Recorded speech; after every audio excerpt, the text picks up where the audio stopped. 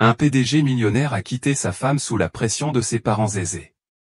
5 ans plus tard, elle est revenue avec des jumeaux qui lui ressemblaient trait pour trait. Lucas Rivers était un homme admiré dans le monde entier. À 32 ans, il était déjà PDG de Rivers Tech, un empire technologique de plusieurs milliards de dollars bâti sur l'intelligence artificielle et l'innovation cloud. Il faisait la une des magazines, prononçait des discours lors de sommets mondiaux et serrait la main de présidents. Toutes les photos de lui présentaient la même image impeccable, des cheveux blonds dorés parfaitement coiffés, des yeux bleus perçants, juste ce qu'il faut de détachement et de froideur, et le genre de sourire capable de conclure des affaires avant même la lecture du contrat. Il vivait dans un penthouse au-dessus de Central Park, conduisait une voiture de sport électrique customisée et portait des costumes sur mesure valant plus cher que le loyer de la plupart des gens. Aux yeux de tous, il était impeccable, motivé, discipliné et promis à la grandeur. Mais il manquait une chose à Lucas et pour laquelle il avait un jour failli tout risquer, l'amour. 5 ans plus tôt, avant d'assumer pleinement son rôle de PDG, Lucas avait fréquenté une personne qui ne correspondait pas au modèle familial qu'il avait imaginé. Elle s'appelait Amber Wallace. Elle n'était ni une mondaine ni une investisseuse en tech, et elle n'était pas née dans l'argent. C'était une étudiante en master d'architecture, grâce à des bourses et à des petits boulots, avec de la peinture sur son jean et des carnets remplis de croquis désordonnés. Elle avait de longs cheveux bruns, des yeux bleus expressifs et un regard sur Lucas qui lui donnait l'impression qu'il valait plus que son titre. Avec elle, il n'avait pas besoin de se produire. Avec elle, il riait plus fort, dormait mieux et rêvait plus librement. Ils se sont rencontrés lors d'une soirée caritative à laquelle il n'avait assisté que par obligation. Elle était là pour aider à installer les lumières de la scène, et il l'a croisée par hasard en consultant son téléphone. Ce fut le moment le plus humain qu'il ait vécu depuis des mois. Leur relation s'épanouit en privé, longues promenades en ville, repas à emporter sur les toits, conversations nocturnes sur ses rêves et ses peurs.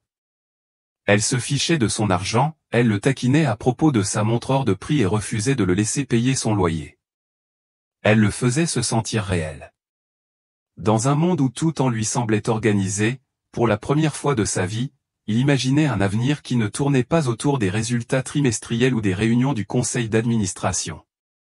Il imaginait un petit mariage, une maison douillette, des enfants aux yeux bleus et à l'énergie débordante. Il imaginait Amber dans toutes les versions de cet avenir. Mais ses parents avaient d'autres projets. Lorsqu'ils apprirent l'histoire d'Amber, la réaction fut immédiate et brutale. Son père, Charles Rivers, président du conseil d'administration et l'un des hommes les plus froids que Lucas ait jamais connus, le convoqua dans son bureau et lui expliqua la situation sans détour. « Elle n'est pas ton égale. Épouse-la et nous entamerons la procédure de révocation. » Sa mère ne dissimula pas non plus son dédain. « Tu veux vraiment embarrasser la famille ?» demanda-t-elle. « Que penseront les actionnaires en te voyant avec quelqu'un d'aussi ordinaire ?» Lucas a tenté de résister. Il s'est battu, il leur a dit qu'il se fichait de l'image, mais Rivers Tech n'était pas seulement une entreprise, c'était un empire transmis de génération en génération. Son nom était une marque, son visage un investissement, et à mesure que la pression montait de la part de sa famille, du conseil d'administration, de ses conseillers qui lui rappelaient ses obligations, Lucas sentait les murs se refermer sur lui. Le pire, c'est qu'il n'a jamais dit la vérité à Amber. Un jour, il a tout simplement mis fin à leur relation. Sans explication, sans résistance. Il a dit qu'il devait se concentrer sur sa carrière et a quitté son appartement, laissant derrière lui la femme avec laquelle il avait rêvé de passer sa vie. Amber l'appela une fois, puis deux, puis elle s'arrêta. Il ne répondit jamais. Il se plongea dans le travail et tenta de se convaincre que c'était nécessaire, que c'était pour le mieux. Mais il ne se passait pas un seul jour sans qu'il ne pense à elle, sans qu'il ne voie quelque chose qui lui rappelait la vie qu'il avait laissée derrière lui. Son rire lui manquait, sa façon de prononcer son nom quand elle était en colère, la façon dont elle le faisait se sentir comme un homme, pas comme un produit. Pourtant, il ne la contacta jamais, car admettre ses torts signifiait affronter tout ce qu'il avait abandonné et à cette époque, Lucas Rivers ne savait pas affronter les regrets. Pas encore. Amber Wallace n'avait jamais cru aux contes de fées, mais tomber amoureuse de Lucas Rivers lui avait semblé dangereusement proche d'un conte de fées. Pendant un bref instant, cela avait dépassé toutes ses espérances. Elle se souvenait de la chaleur dans ses yeux lorsqu'il la regardait comme si elle était la seule personne au monde. Elle se souvenait des nuits sur les toits où les lumières de la ville donnaient l'impression que le ciel était infini, et où Lucas murmurait son désir d'échapper au monde des caméras et des salles de réunion pour vivre une vie normale avec elle. Elle le croyait. Elle croyait chaque mot, chaque promesse laissée en suspens entre les baisers et le silence. Mais un jour, il était parti.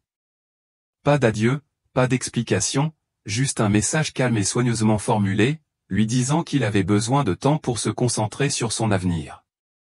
Elle avait attendu son appel. Elle avait essayé de le joindre, envoyé un long message vocal désespéré, puis un autre. Mais le silence qui avait suivi n'était pas vide de sens, il était délibéré. Il était définitif. Alors, elle avait cessé d'attendre. Amber s'est investie à corps perdu dans son travail, consacrant son chagrin à des plans et des échéances, essayant de se perdre dans ses études. Mais quelques semaines plus tard, elle a commencé à ressentir des changements dans son corps, la fatigue, les nausées, le retard. Elle se disait que c'était le stress, mais lorsqu'elle a fait un test de grossesse et vu le résultat, elle a eu le souffle coupé. Elle n'a pas pleuré. Elle est restée plantée dans la salle de bain, les yeux fixés sur le mot point positif comme si c'était écrit dans une autre langue. Puis elle s'assit au bord de son lit et resta silencieuse pendant un très long moment. Le médecin confirma sa grossesse, mais l'échographie révéla quelque chose d'inattendu, 2 battements de cœur, des jumeaux aux 2 vies qui grandissaient en elle, 2 souvenirs d'un homme parti sans jamais se retourner. Elle envisagea de le rappeler, elle imagina ce qu'elle dirait. Mais elle se souvint alors du message vocal, de la réponse glaciale de son assistante, de la façon dont il avait disparu comme si elle ne signifiait rien et elle comprit qu'elle ne pouvait pas revivre ça. Alors elle ne l'appela pas. Elle ne lui écrivit pas. Elle effaça son numéro. Elle accepta, au plus profond d'elle-même, qu'il ne reviendrait pas. Amber décida de quitter New York. Elle n'y avait plus sa place. Elle accepta un emploi dans une petite ville, dans un bureau de dessin, où personne ne posait de questions sur son passé.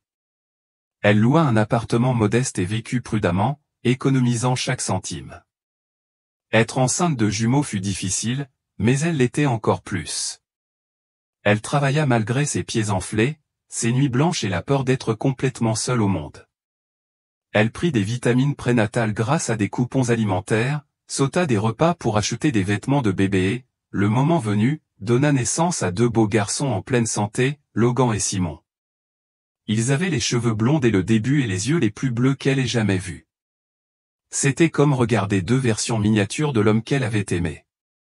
Au début, cela lui brisait le cœur de le voir sur leur visage, mais avec le temps, ce sentiment s'est adouci en quelque chose d'autre, de plus intense, l'amour. Non pas pour ce qui aurait pu être, mais pour ce qui était. Ses fils étaient tout pour elle. Ils étaient fous, bruyants, désordonnés et parfaits. C'est grâce à eux qu'elle se levait du lit quand son corps la faisait souffrir et que son compte en banque était à 0.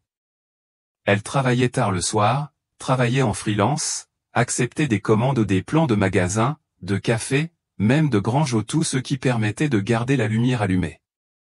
Elle nourrissait ses garçons, les habillait, embrassait leurs bleus et leur lisait des histoires avant de dormir, même quand elle était trop fatiguée pour se lever. Amber n'a jamais prononcé le nom de Lucas. Pas une seule fois.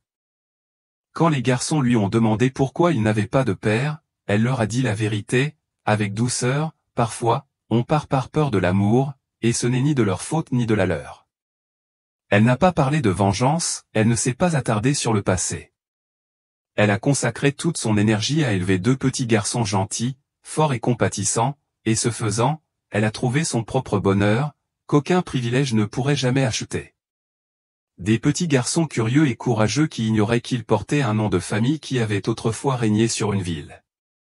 Et pourtant, tard le soir, alors qu'ils dormaient, elle se surprenait parfois à imaginer ce que Lucas dirait s'il les voyait.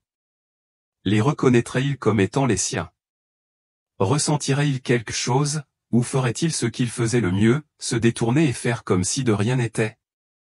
Elle se disait que ça n'avait pas d'importance, qu'elle s'en fichait, qu'elle avait construit une vie sans lui. Et c'était vrai. Mais le destin, comme toujours, en avait décidé autrement. L'invitation était arrivée de manière inattendue, glissée dans la modeste boîte mail d'Amber, en freelance, avec un objet générique, Forum sur l'avenir de l'architecture aux sélections des intervenants. Au début, elle a cru à une erreur. Elle n'avait jamais participé à un événement majeur, et encore moins à New York. Mais le message était réel. Ils avaient examiné sa proposition de conception pour un refuge pour femmes durable, économique et axé sur la communauté et souhaitaient qu'elle intervienne lors de la table ronde. Ce n'était pas rémunéré, mais il prendrait en charge les frais de voyage et d'hébergement. C'était la chance dont elle rêvait depuis des années, le genre de reconnaissance qu'elle n'aurait jamais cru recevoir en tant que mère célibataire de 2 enfants travaillant dans l'ombre du monde de l'architecture. Elle n'hésita qu'un instant, puis dit oui. Retourner à New York après 5 ans était surréaliste. Tout semblait pareil, et pourtant rien ne lui semblait familier. Elle est arrivée avec Logan et Simon, 2 enfants de 5 ans pleins d'énergie qui posaient sans cesse des questions pendant le vol, fixaient la ligne d'horizon avec des yeux écarquillés et disaient que les immeubles ressemblaient à des tours en Lego. Elle les avait habillés avec soin pour le forum, avec de petites chemises à col et des baskets propres, et avait préparé un sac rempli de livres de coloriage et de goûter pour les occuper pendant sa présentation. Elle n'avait personne pour les surveiller, et elle n'allait pas se laisser arrêter. Ils étaient assis patiemment au fond de l'espace d'exposition tandis qu'elle se tenait à côté de son modèle d'abri, les paumes moites, le cœur battant. L'événement se déroulait dans un gratte-ciel du centre-ville, entouré de murs de verre, baigné de soleil. Elle essayait de ne pas penser à la possibilité de croiser quelqu'un. New York était une grande ville, il ne serait pas là. Pourquoi le serait-il? Puis elle entendit sa voix. Elle était en train de répondre à une question d'un journaliste quand elle la perça basse, assurée, trop familière pour être ignorée. Elle se figea, l'estomac noué, avant même que ses yeux ne puissent confirmer. Lucas Rivers se tenait à moins de 6 mètres d'elle, riant doucement avec un groupe de sponsors en costumes élégants. Il n'avait pas changé, cheveux blonds toujours impeccables, posture aussi naturelle que jamais mais plus âgé, plus dur sur les bords. Son expression était calme jusqu'à ce qu'elle l'aperçoive. Amber comprit le moment où elle le frappa, d'abord la confusion, puis le choc, puis quelque chose de plus profond. Son regard passa d'elle aux 2 garçons assis par terre derrière sa table, qui coloraient doucement le tapis. Le temps ralentit. Le visage de Lucas pâlit, son regard rivé sur les jumeaux, et Amber vit la machine tourner vite et désespérément. Elle ne bougea pas. Elle ne sourit pas. Elle ne détourna pas le regard. Il s'avança vers elle. Elle se raidit, agrippant le bord de la table d'exposition comme s'il pouvait la fixer au sol. Les gens autour d'elle semblaient se fondre dans le bruit de fond. La ville, le forum, les années, tout se réduisait à cet instant impossible. Il s'arrêta devant elle. Ambre? Sa voix était à peine audible. Elle n'a pas répondu. Il baissa de nouveau les yeux vers les garçons, puis les releva vers elle, visiblement secoué. Sont-ils? Elle soutint son regard. Oui, dit-elle calmement. Ils sont à toi. Il recula, stupéfait un instant, comme s'il venait de recevoir un coup de poing. Je ne savais pas, dit-il. Je n'en avais aucune idée. Je sais, répondit-elle d'une voix ferme. J'ai essayé. Tu as fait en sorte que je ne puisse pas te joindre. Il cligna des yeux, essayant de digérer tout ça. Mais pourquoi n'as-tu pas réessayé? Amber rit doucement, amère et fatiguée. C'est vrai. J'ai laissé des messages, envoyé des lettres. Ton assistante m'a dit de ne plus rappeler. J'ai compris que tu avais fait ton choix. Lucas baissa les yeux, le poids de la prise de conscience s'abattant lourdement sur son visage. Il se tourna vers les garçons, toujours inconscient de qui il était. Logan leva les yeux, sourit et lui fit un signe de la main innocent. J'ai besoin de te parler, dit Lucas, sa voix se brisant légèrement. Maintenant, tu veux parler? Amber croisa les bras. Après 5 ans, lors d'un événement public? Il hésita, puis hocha lentement la tête. Je le veux. J'ai besoin d'expliquer, et j'ai besoin de comprendre. Elle le fixa longuement. La douleur qu'elle avait enfouie au plus profond d'elle-même remonta à la surface, mais elle ne la laissa pas paraître. Pas ici. Pas encore. Il hocha de nouveau la tête, le regard adouci. Je comprends. Cette nuit-là, Lucas ne dormit pas.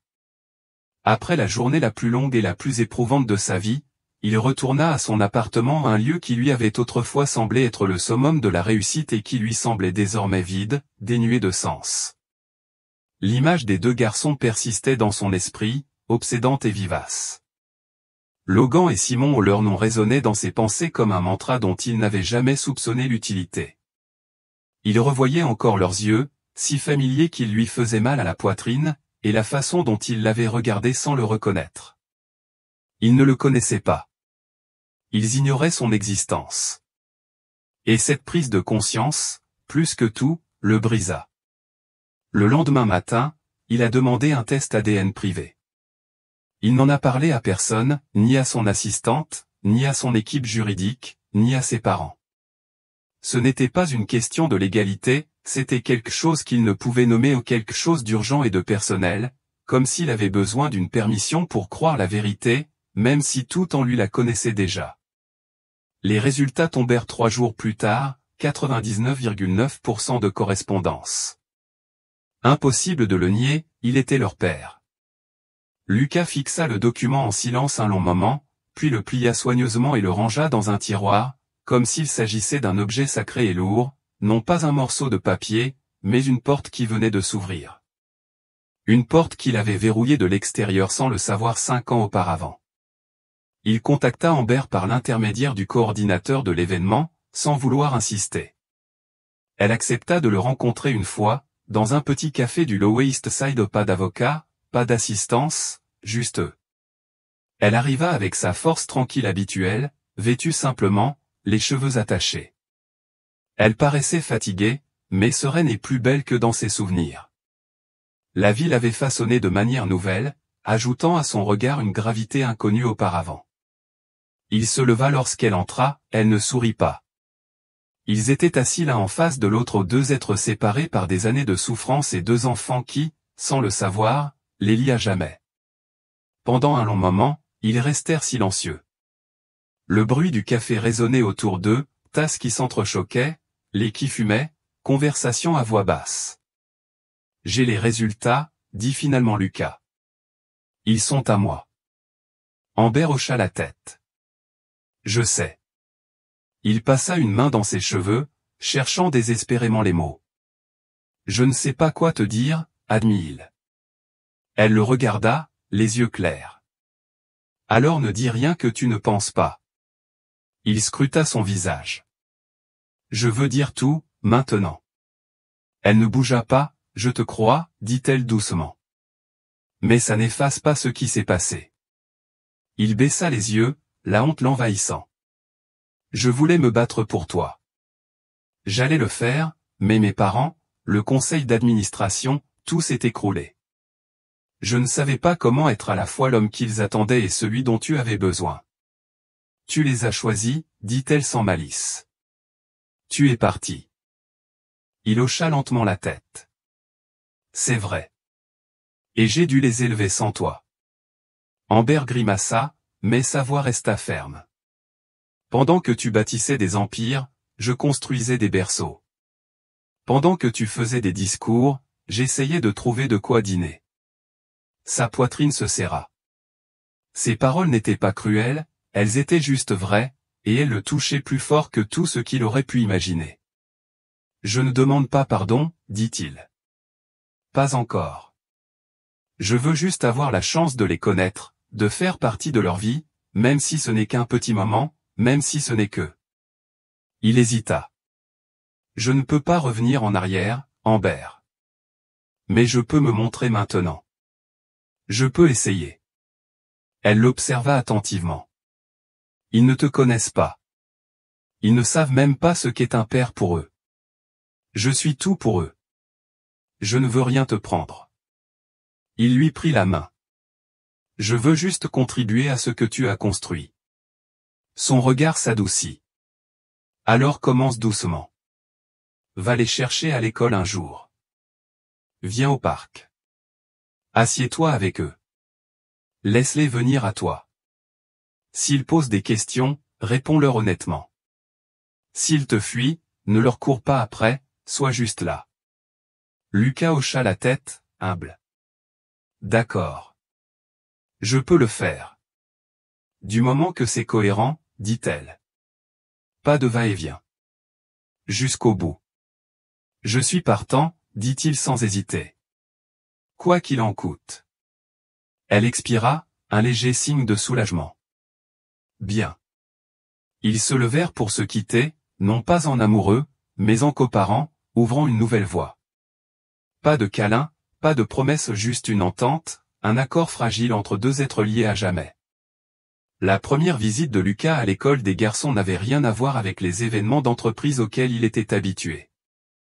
Pas de costumes impeccables, pas de discours répétés, pas de cadre à impressionner, juste les empreintes de mains autocollantes sur les murs de la classe, les avions en papier volant dans le couloir et le chaos indéniable de 20 enfants évoluant dans leurs univers minuscules. Lucas se tenait près du portail de l'école, vêtu d'un pull décontracté et d'un jean, maladroit et ne sachant où poser les mains.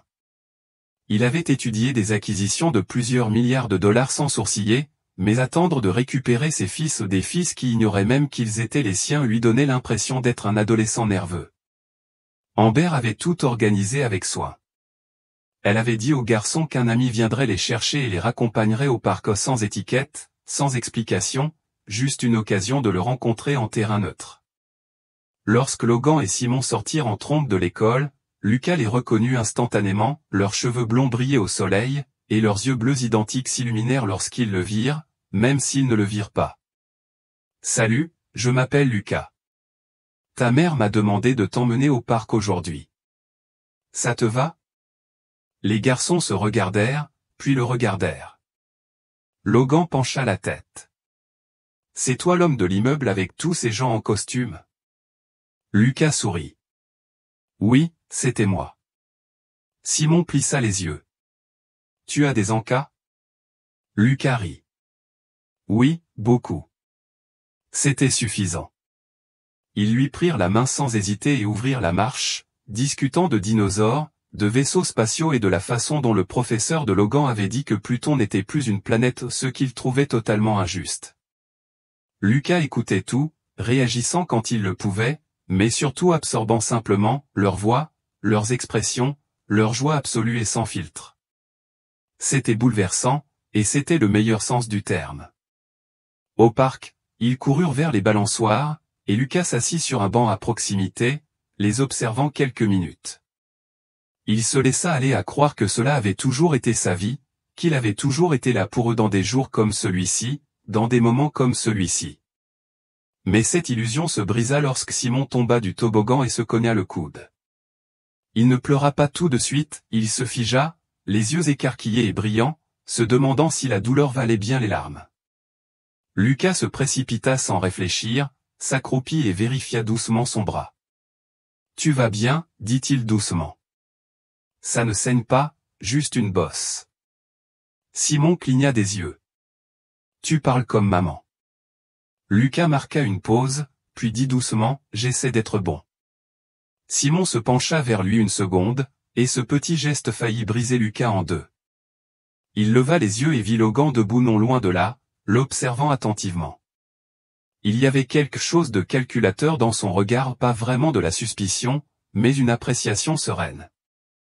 Lucas connaissait ce regard, il l'avait lui-même porté il y a longtemps, se demandant si quelqu'un était en sécurité. Logan s'approcha enfin. « Tu vas revenir ?» Lucas soutint son regard, impassible. « Oui, je reviendrai. » Logan hocha la tête, comme satisfait, puis repartit en courant, appelant Simon à sa poursuite. Lucas resta là un moment de plus, essayant de reprendre son souffle. Cette question, « Tu vas revenir ?» lui avait semblé plus lourde que tous les contrats qu'il avait signés, mais sa réponse s'était avérée vraie. Il reviendrait encore et encore. Les visites se poursuivaient discrètement et régulièrement. Lucas était présent aux sorties scolaires, au parc, aux anniversaires de camarades qu'il ne connaissait pas.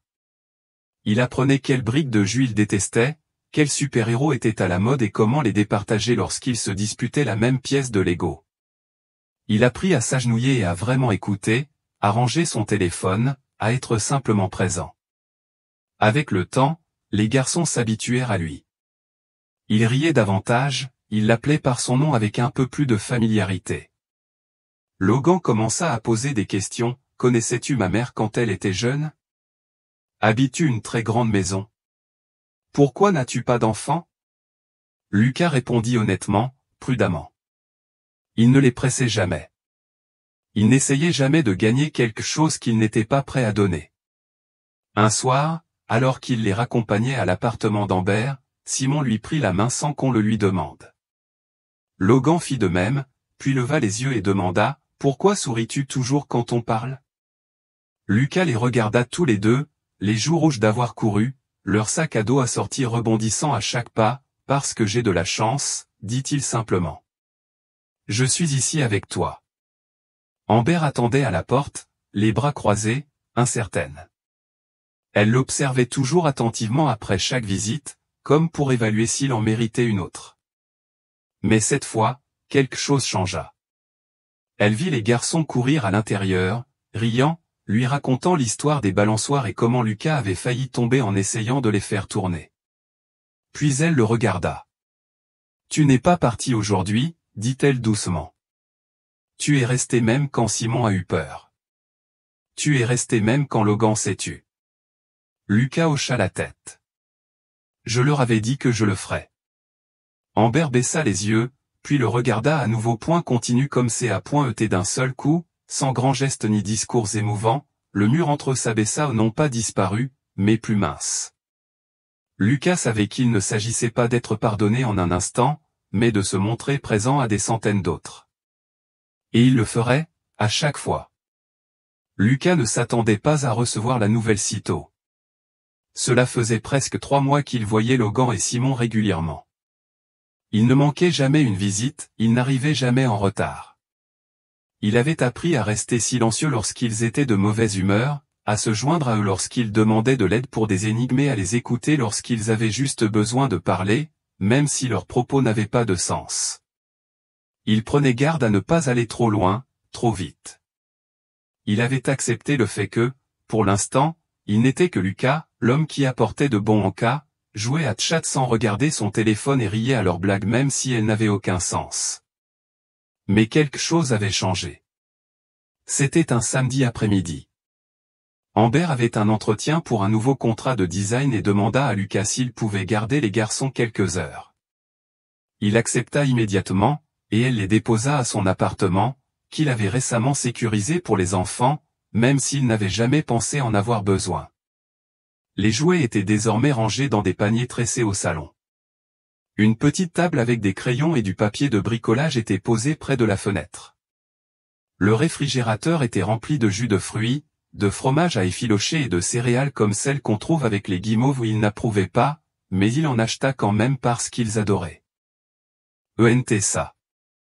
Cet après-midi-là, ils construisirent un fort en coussin élaboré entre les canapés, avec des tunnels et un centre de commandement fabriqué à partir de vieilles boîtes à chaussures et de lampes de poche.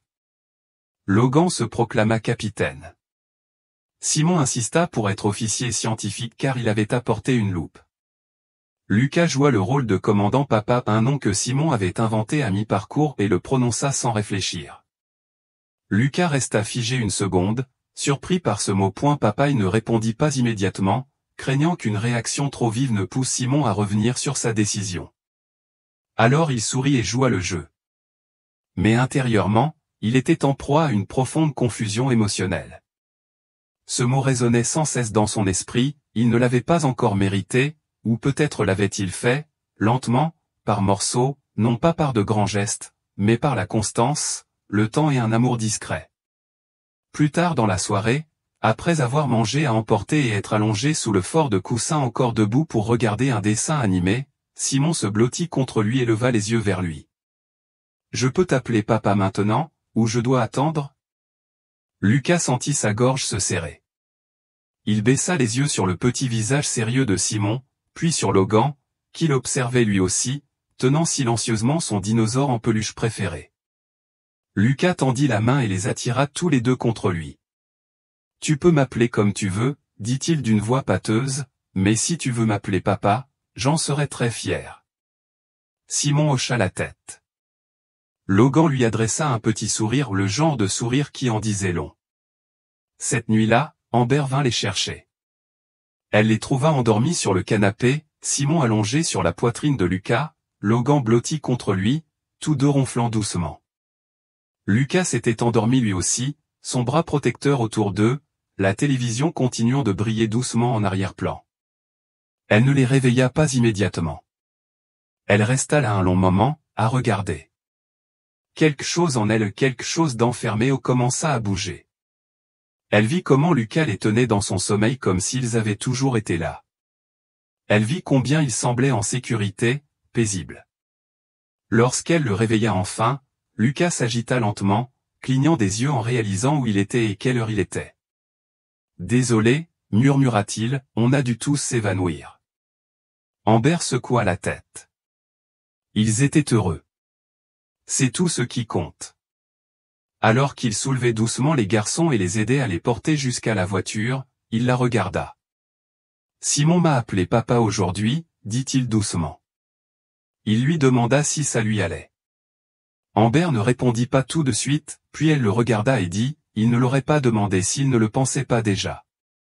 Le trajet du retour fut silencieux. Lucas était assis à l'arrière, à côté des garçons, leur tenant la main pendant qu'ils dormaient. Amber observait dans le rétroviseur, et quelque chose en elle se calma pour la première fois depuis longtemps. Les murs qu'elle avait érigés pour se protéger des murs compréhensibles et nécessaires commencèrent à s'effondrer, non pas d'un coup, mais petit à petit. Cette nuit-là, Lucas ne put dormir. Il resta éveillé dans son appartement, les yeux rivés au plafond, repensant à l'expression de Simon lorsqu'il avait prononcé ce mot. Papa, ce n'était pas un titre qu'on pouvait revendiquer, il fallait le donner, le mériter. Et maintenant, c'était le cas. Dans le silence de cette nuit, pour la première fois depuis des années, Lucas se sentait complet non pas grâce au succès, à la richesse ou à la réputation, mais parce que deux petits garçons avaient choisi de l'accueillir, non pas comme un invité, non pas comme un visiteur, mais comme leur père. Lucas n'avait pas prévu d'affronter ses parents. Il l'avait évité pendant des mois, refoulant cette envie chaque fois qu'elle surgissait en lui, se concentrant plutôt sur sa présence auprès de Logan et Simon, sur la nécessité de gagner la confiance prudente d'Amber, sur la nécessité de construire quelque chose d'authentique à partir des morceaux de la vie qu'il avait détruite.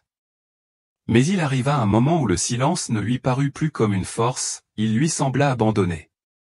Plus il s'engageait dans la paternité, plus il voyait ce qui lui avait presque manqué à jamais et plus il lui était insupportable de savoir que ses parents le lui avaient volé. Avec un sourire et une poignée de main ferme, il dut les affronter non pas pour tourner la page, mais pour y voir plus clair. Il avait besoin qu'ils comprennent ce qu'ils avaient fait et, surtout, ce qu'il ne leur permettrait plus jamais de refaire. Il arriva au domaine des Rivers par un dimanche matin frais. C'était exactement comme dans ses souvenirs, impeccablement aménagé, froid et calme, un endroit conçu pour les apparences, pas pour le confort. Son père l'accueillit à la bibliothèque, assis dans le même fauteuil en cuir où tant de conversations passées avaient été transformées en conférences. Sa mère apparut quelques instants plus tard, impeccable comme toujours, l'expression indéchiffrable.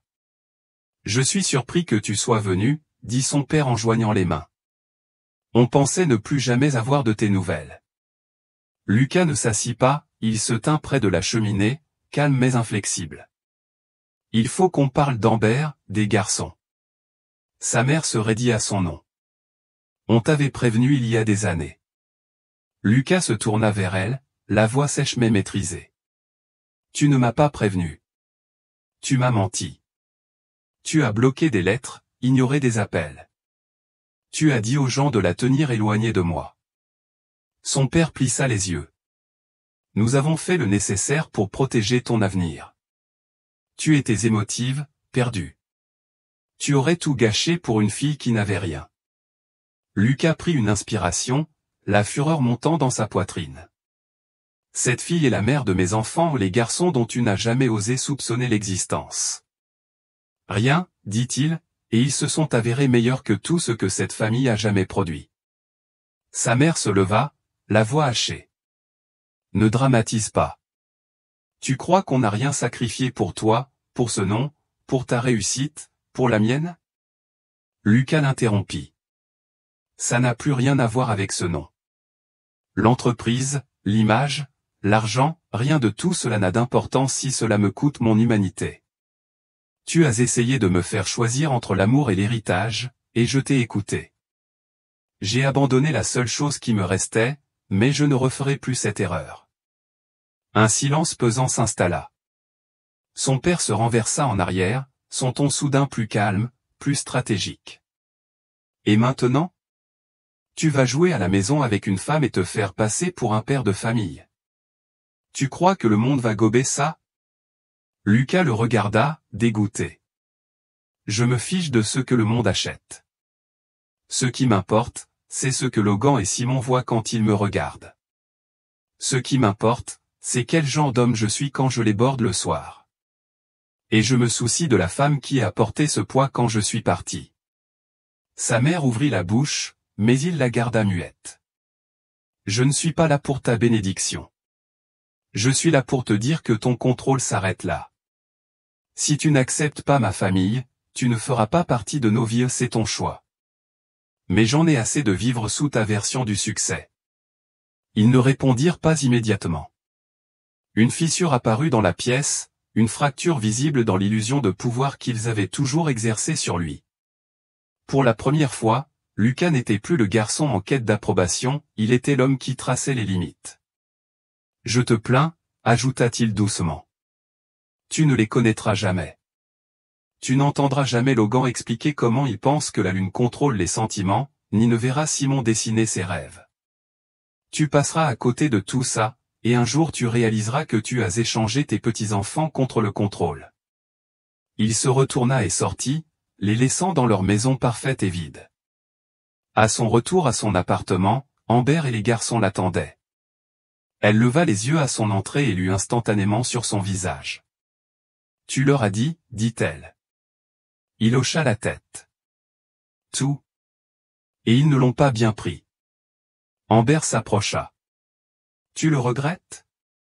Lucas regarda ses fils, qui construisaient des tours de blocs sur le sol, leur rire résonnant dans la pièce. Pas une seconde, dit-il. Ce soir-là, une fois les garçons couchés, Amber lui tendit une petite boîte. À l'intérieur se trouvait une photo qu'elle avait prise des semaines auparavant, quand il ne regardait pas. Il était assis dans l'herbe du parc, Simon sur ses genoux, Logan appuyé contre lui, tous trois en train de rire. Elle l'avait imprimé et encadré, un geste silencieux, un merci, un commencement. Lucas garda la photo longtemps avant de la poser sur l'étagère, à côté des projets artistiques des garçons. Il n'avait plus besoin de la validation de personne d'autre que d'eux, sa famille, son avenir, la vie qu'il avait enfin choisie selon ses propres conditions. L'automne en ville avait le don d'adoucir tout. Les angles aigus des bâtiments s'estompaient sous la lumière dorée, le bruit de la circulation semblait plus doux, et même le vent apportait une sorte de calme. Pour Lucas, le changement de saison reflétait ce qui se passait en lui, un froid de longue date avait commencé à fondre, remplacé par une chaleur qu'il avait autrefois craint de ne pas mériter. Cela faisait presque un an qu'il avait découvert Logan et Simon, et chaque jour depuis était un choix. Il les avait choisis, choisi Amber, choisi de se montrer encore et encore non pas comme l'homme parfait, mais comme un homme présent. La vie n'était pas parfaite, mais elle était bien remplie. Ces matinées commençaient par des céréales renversées, des chaussettes dépareillées et le chaos de faire sortir 2 enfants de 5 ans. Ces nuits se terminaient par des histoires avant le coucher et de petites mains enroulées dans sa chemise, s'endormant à ses côtés. Son appartement, d'un appartement de célibataire élégant et sans vie, s'était depuis longtemps transformé en une maison chaleureuse et habitée, où des peintures aux doigts tapissaient les murs et où de minuscules baskets étaient toujours jetées près de la porte. Les garçons l'appelaient désormais « papa », sans hésitation, parfois avec excitation, parfois avec frustration, parfois à voix basse lorsqu'ils avaient besoin de réconfort, et à chaque fois, cela le frappait toujours avec la force silencieuse de l'émerveillement.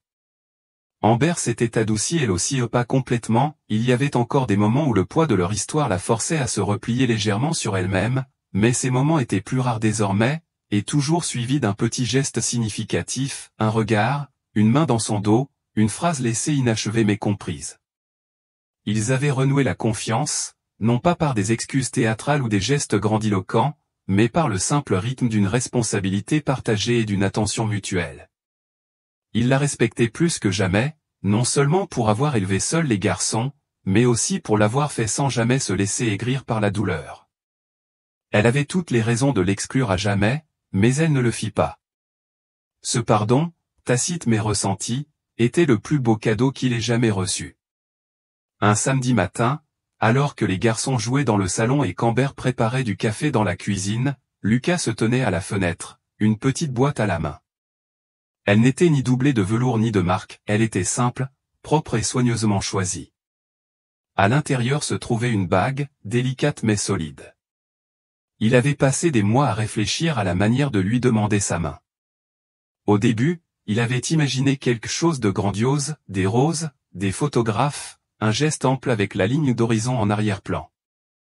Mais ce n'était pas leur histoire. Leur histoire s'était reconstruite dans le calme, en excuses discrètes, dans des couloirs jonchés de Lego et des notes signées au crayon. Pas besoin de feu d'artifice, il fallait la vérité. Il entra dans la cuisine et attendit qu'elle lève les yeux. Elle haussa un sourcil devant son sérieux. « Que s'est-il passé ?» demanda-t-elle. « Rien, dit-il. C'est un peu le but. » Il lui prit la main et l'entraîna dans le salon où les garçons jouaient encore. Ils levèrent les yeux, curieux mais pas surpris.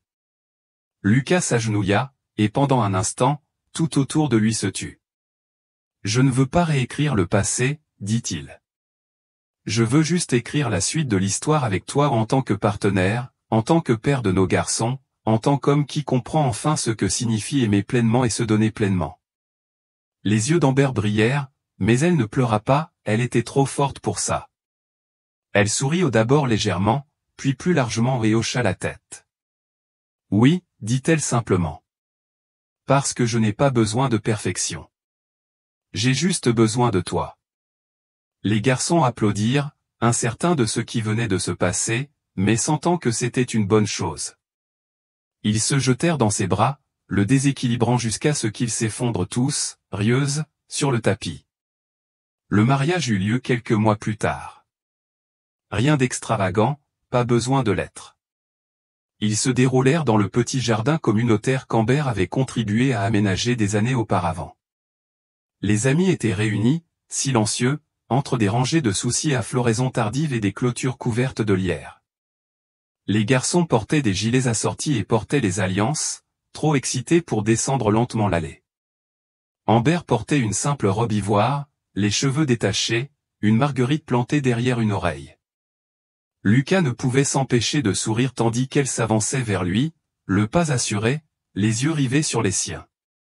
Il n'y avait pas de discours sur le destin, pas de citation de poèmes, juste des vœux prononcés avec le cœur, des promesses courtes, honnêtes et brutes de se choisir non seulement les jours heureux mais aussi les jours difficiles, des promesses d'élever les enfants en équipe, de faire des erreurs et de les pardonner, de se tenir mutuellement responsables et de se tenir proches. Lorsqu'ils s'embrassaient, ce n'était pas le genre de baiser qui marquait un début, c'était le genre qui scellait quelque chose de déjà construit lentement, douloureusement, magnifiquement. Plus tard, alors que le soleil baissait et que le jardin brillait d'une lumière dorée, Logan et Simon coururent dans l'herbe en hurlant de joie. Lucas les observait, la main serrée autour d'Amber, la poitrine emplie d'une paix qu'il n'avait jamais connue dans sa vie passée, faite de salles de réunion et de silence. Il avait cru autrefois que le succès était synonyme de pouvoir, d'image, de contrôle. Mais debout là, pieds nus dans un jardin, avec l'amour de sa vie à ses côtés et ses fils chassant des papillons devant lui, il comprit enfin ce que cela signifiait vraiment, il était chez lui pleinement, enfin et cette fois, il n'irait nulle part. La fin de cette histoire n'est pas seulement satisfaisante, elle est d'une puissance discrète. Elle ne mise pas sur une rédemption exagérée ni sur une perfection digne d'un conte de fées, mais célèbre plutôt le lent travail humain de reconstruction. La transformation de Lucas n'est pas instantanée, elle se mérite, étape par étape, grâce à sa présence, son humilité et sa volonté d'affronter ce qui la fuit. C'est ce qui lui donne tout son sens. La force d'Amber est la colonne vertébrale émotionnelle de l'histoire. Elle n'a jamais eu besoin d'être sauvée, elle avait besoin de respect, de cohérence et de vérité, mais finalement, elle a obtenu les trois, non pas parce qu'elle pardonnait facilement, mais parce qu'elle connaissait sa valeur. L'amour qu'ils ont retrouvé n'est ni naïf ni idéalisé, il est mature, teinté de douleur et de guérison, et renforcé par ce qu'ils ont survécu. L'image finale d'une famille fondée sur l'amour, le choix et les secondes chances n'est pas seulement belle, elle est porteuse d'espoir. Elle nous rappelle que les choses brisées ne sont pas toujours perdues. Parfois, elles attendent simplement d'être reconstruites, pierre par pierre.